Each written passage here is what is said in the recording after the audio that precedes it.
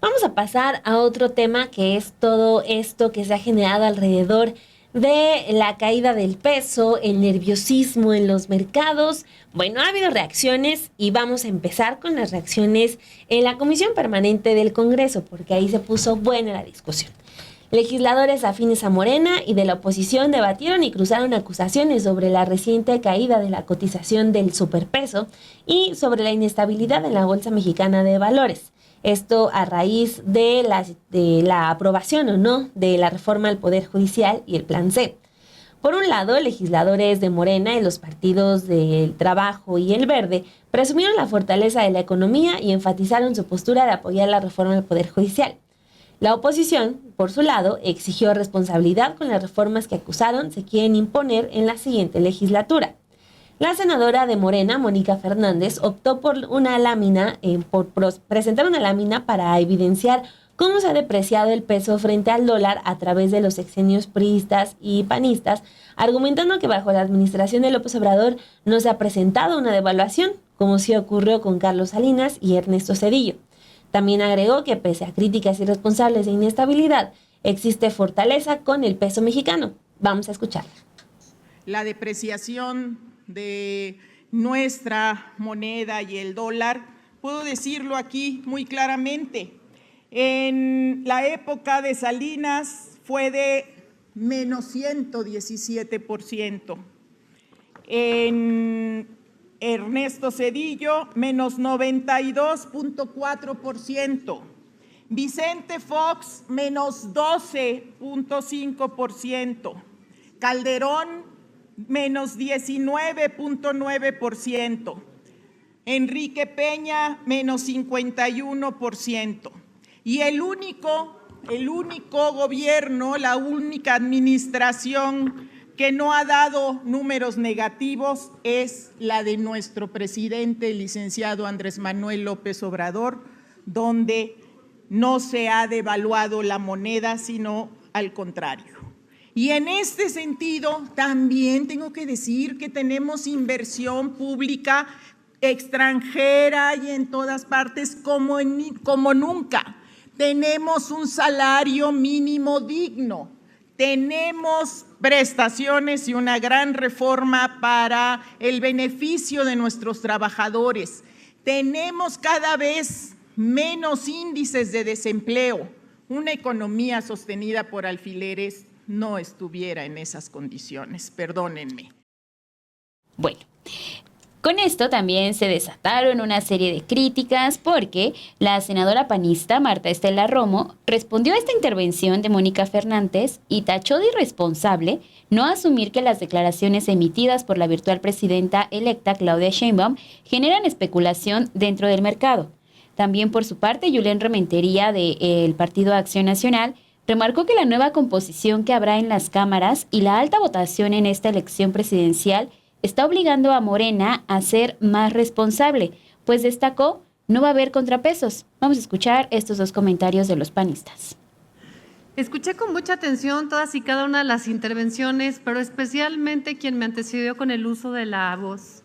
Y creo que el poder culpar a la oposición o a quienes de alguna manera pensamos de manera diferente en los cambios económicos que ha tenido en las últimas semanas, especialmente después de la elección en materia económica en la Bolsa de Valores y el peso, obviamente me parece muy irresponsable, pero más irresponsable me parece que no asuman y que no terminamos de asumir todos y cada uno de nosotros quienes estamos aquí, pero sobre todo las autoridades electas, entre ellas nuestra virtual presidenta de la República, que cada una de sus declaraciones y cada una de las especulaciones que pone sobre la mesa, claro que genera una especulación dentro del mercado, no solamente en nuestro país, sino la expectativa que se tiene económica a lo largo y ancho del país. Cada uno de ustedes salió en diferentes momentos a hacer declaraciones en ruedas de prensa y eso también tiene una responsabilidad. Entonces, el culpar a la oposición de que estos cambios económicos y que esta caída en bolsa me parece sumamente irresponsable.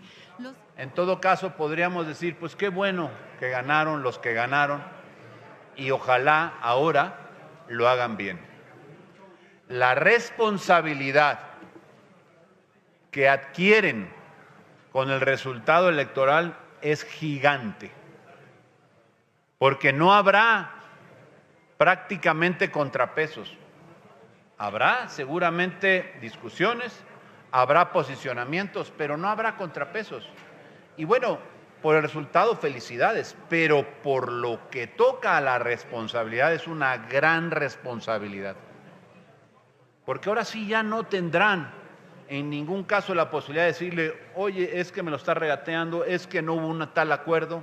Y si no entendemos que la responsabilidad va a ser fundamentalmente en las cámaras, sí la presidencia, sí Claudia Sheinbaum, que ganó como presidenta, pero al final las cámaras tendrán que procesar las cosas, inclusive la de la reforma judicial que se pretende hacer, porque pues no necesariamente, y lo digo, insisto, sin el ánimo de polemizar. Concluya, por favor, senador. Concluyo enseguida, presidente, si me lo permite. No necesariamente, como dice el presidente, con la elección de jueces, magistrados y ministros se va a acabar con la corrupción. Yo creo que no ese es el camino. ¿Que hay corrupción? Sí. ¿Pero ese es el mecanismo a través del cual se va a acabar? Yo creo que no. Me parece que no es esa la forma. Entonces hay que encontrarla y hay que hacerla desde el legislativo.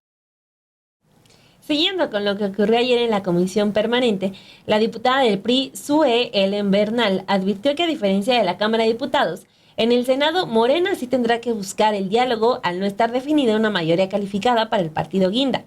Pidió a Morena entonces actuar con responsabilidad más allá de la política como mexicanos y también compartió sus deseos para la construcción a favor de México. Vamos a escucharla. Hoy viene un proceso en el que sin duda ustedes tendrán una gran responsabilidad como mayoría, no en ambas cámaras, no, solo en la Cámara de Diputados. En el Senado tendrán que dialogar.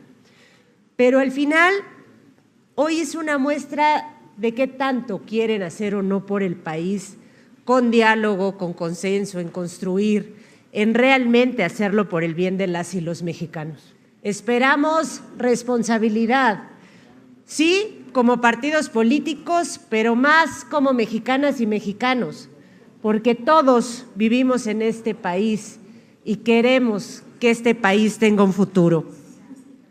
Que haya diálogo y consenso, como se los decía hace un momento, que haya responsabilidad. Hoy es el momento que tienen para demostrar responsabilidad. México merece una clase política con altura de miras para defender los intereses de todas las personas y rechazar aquellas ocurrencias que pongan en riesgo sus derechos y sus libertades, y a las instituciones que las amparan. De una vez les avisamos, no vamos a avalar ningún disparate en torno a las reformas que ya circulan. Exigiremos que cualquier reforma que intente discutir el régimen cuente con estudios integrales, análisis y amplias discusiones con todos los sectores involucrados. En Movimiento Ciudadano seguiremos siendo la oposición que merece este país y seguiremos honrando la confianza que nos han brindado las y los mexicanos. Bueno, y también a esta discusión se sumó el petista Gerardo Fernández Noroña, quien detalló que la mayoría de legisladores de Morena, claro, también por todos estos comentarios que había sobre si iban a pasar, cómo se iban a discutir, qué se iba a aprobar, que tienen la mayoría en la Cámara de Diputados, pero en la Cámara de Senadores no, y ahí es donde va a venir toda una discusión. Pues lo que dijo Gerardo Fernández Noroña fue que pese a ser elegidos por los mexicanos, la oposición no quiere que ejerza aunque sus causas son fines a las que el pueblo desea. También destacó que están abiertos al diálogo respecto a la reforma al Poder Judicial. Vamos a escuchar estos comentarios de Gerardo Fernández Noroña. Les ganamos. Y quieren que esa mayoría que nos dio el pueblo no la ejerzamos. Quieren que en el debate que va a haber hagamos caso de sus posiciones, que son las mismas contrarias al pueblo y contrarias al interés nacional. A ninguno de ustedes los escuché cuando Zedillo, en 1994, el 5 de diciembre, mandó una iniciativa para mandar a retiro 26 ministros de la Corte. Ninguno de ustedes dijo ni pío, ni uno solo del PRI, del PAN, del PRD, sí, porque el PRD y el PT votaron en contra. Era otro PRD el que hoy desaparece, esa es otra cosa.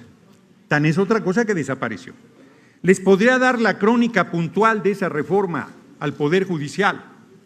Bajaron de 26 a 11, todos a modo del presidente Ernesto Zedillo, todos a modo. Y nadie dijo absolutamente nada. Pero no quieras plantear una reforma al Poder Judicial porque dicen que lo queremos desaparecer. No quieras plantear una reforma al Instituto Electoral porque dicen que lo queremos desaparecer.